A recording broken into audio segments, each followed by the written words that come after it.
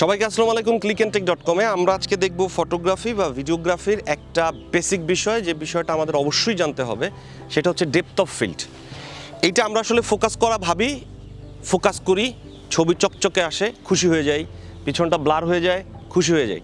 কিন্তু মূলত বিষয় হচ্ছে আমাদের জানতে হবে এই জিনিসটা আমরা কতটুকু পর্যন্ত আমরা ডেপথ অফ ফিল্ড কাজ করছে সেটা যদি আমরা জানতে পারি, তখন আমরা এটাকে আরও কাস্টমাইজ করে আরও অনেক ভালো ছবি নিয়ে আসতে পারবো। যেমন আমি এখন যে জায়গাটাতে দাঁড়িয়ে আছি, এই জায়গাটাতে ফোকাস আছে, ডেপথ অফ ফিল্ড কতখানি জায়গাতে আছে এইটা আমি বোঝানোর চেষ্টা করছি, আপনারা বোঝার চেষ্টা করবেন। একেবারে সহজ বাংলায় যদি আমি বলি, আমি যতখানি জায়গার ভেতরে আপনি পরিষ্কার দেখতে পারবেন ততখানি জায়গাটাই ডেপথ অফ ফিল্ড, মানে ওই জায়গাটাই ফোকাস হয়ে আছে, ওইটাই ডেপথ অফ ফিল্ড। এখন আপনি আমাকে পরিষ্কার দেখতে পাচ্ছেন, মানে আমি এখন 100% ফোকাসে আছি। তা আমি যদি আপনার আরও কাছে চলে আসি, আমি ধরেন অনেক কাছে চলে আসলাম, আমি এখন অনেকটা ঘোলা হয়ে গেছি, কারণ আমি এখন ডেপথ অফ ফিল্ডের বাইরে চলে আসলাম, মানে ডেপথ অফ ফিল্ডটা আমার পেছনে আছে, আমি তার সামনে চলে এসেছি, যার কারণে আমি ঘোলা হয়ে গেছি। আবার আমি যদি আরও অনেক বেশি পেছনে চলে যাই, তাহলেও এখন আমি আস্তে আস্তে ঘোলা হয়ে যাচ্ছি, কারণ হচ্ছে আমি ডেপথ অফ ফিল্ডের বাইরে চলে গেছি। এইখানে আমাকে ঘোলা দেখা যাবে, আমার ওই জায়গাটাতে ডেপথ অফ ফিল্ড ছিল, ওই জায়গাটাতে পরিষ্কার দেখা যাবে। সো আমরা এখন আবার ডেপথ অফ ফিল্ডের ঠিক মাঝামাঝি জায়গাতে আসি, এবং এইখানে এসে আমি যদি দাঁড়াই, আমাকে এখন পরিষ্কার দেখতে পাচ্ছেন।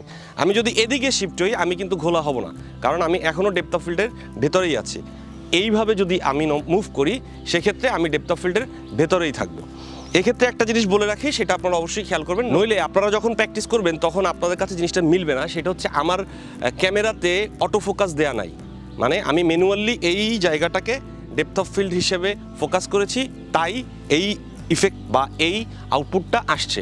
আপনি যদি ওখানে অটো ফোকাস দিয়ে রাখেন, তাহলে ওই ক্যামেরা বা ওই লেন্সটা আমার সাথে সাথে ফোকাস শিফট করবে, তখন আপনি এই মজাটা বা এই জিনিসটা বুঝতে বা করতে পারবেন না।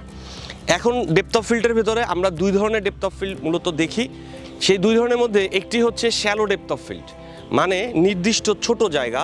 আমরা যে ম্যাক্রো ফটোগ্রাফিগুলো দেখি, ছোট একটা পিঁপড়া, ছোট একটা গাছের পাতা, যে ছবিটা এখন আপনারা দেখতে পাচ্ছেন, এই ছবিটা হচ্ছে শ্যালো ডেপথ অফ ফিল্ড, মানে খুবই মিনিমাম একটা জায়গা ফোকাস আছে, বাকি আশেপাশে সব কিছু ডিফোকাস আছে, ওই জায়গাটাকে বলা হয় শ্যালো ডেপথ অফ ফিল্ড।